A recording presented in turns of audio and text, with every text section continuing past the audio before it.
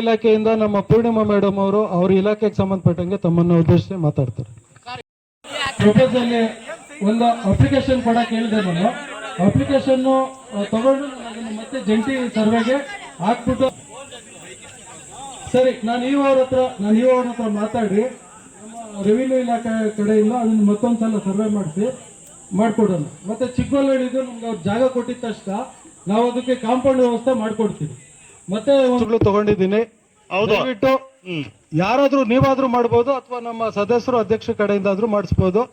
ನಾವು ಚರಂಡಿ ಕ್ಲೀನಿಂಗ್ ಇಂದ ಸೇರಿ ಎಲ್ಲಾ ಕಾಮಗಾರಿಗಳನ್ನು ನಾನು ಆಕ್ಷನ್ ಪ್ಲಾನ್ ತಗೊಂಡಿದ್ದೀನಿ. ಬೇಕಾದ್ರೆ ಆಕ್ಷನ್ ಪ್ಲಾನ್ ಪ್ರಿಂಟ್ ತಮಗೆ ನಾಳೆ ನಾನು ಕೊಡ್ತೀನಿ.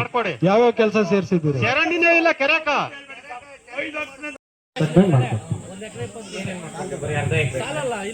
ಅದೀಗ ನೀವು ಬದುಗಳು ಹಾಕ್ಬೋದು, ಟ್ರೆಂಚ್ ಹೊಡೆದು ಬದು ಹಾಕ್ಬೋದು. ಔಷಧಿಗಳು ಇವೆಲ್ಲ ನಿಮ್ಗೆ ರಿಯಾಯಿತಿ ದರದಲ್ಲಿ ದೊರೆಯುತ್ತೆ.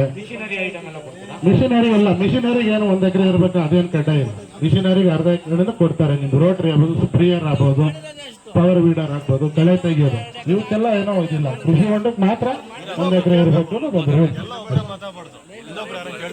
ಬೇರೆ ಇನ್ನೇನೋ ಮಾಹಿತಿ ಕೇಳಿ. ಧನ್ಯವಾದ.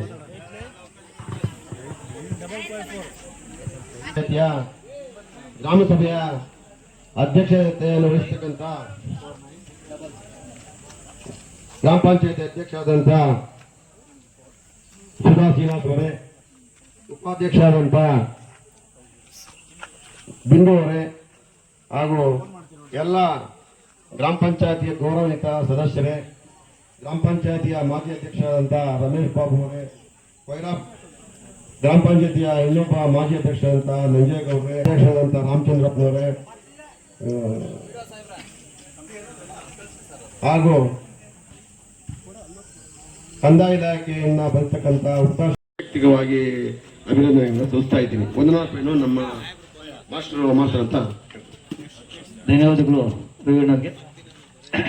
ಈಗ ಅಂತಿಮ ಘಟ್ಟ ಕೊಯ್ರಾ ಗ್ರಾಮ ಪಂಚಾಯಿತಿ 11 ಹಳ್ಳಿಗಳು ಅತಿ ಶೀಘ್ರವಾಗಿ ಅಭಿವೃದ್ಧಿ ಆಗಲಿ, ಹೊಸ CSR ನಿಧಿ ಹರಿದು ಬರಲಿ ಅಂತ ಆಶಿಸುತ್ತಾ ಈ ಒಂದು ಗ್ರಾಮ ಸಭೆಗೆ ಅಧ್ಯಕ್ಷತೆಯನ್ನು ವಹಿಸಿರ್ತಕ್ಕಂಥ ಸುಧಾ ಶ್ರೀನಿವಾಸರವರಿಗೆ ಸಭೆಯ ಪರವಾಗಿ ಧನ್ಯವಾದಗಳನ್ನು ಅರ್ಪಿಸ್ತಾ ಇದ್ದೀವಿ. ಹಾಗೇನೆ ಉಪಾಧ್ಯಕ್ಷರಂತ ಬಿಂದು ಬಸವರಾಜರವರಿಗೂ ಧನ್ಯವಾದಗಳನ್ನು ಅರ್ಪಿಸ್ತಾ ಇದ್ದೀವಿ.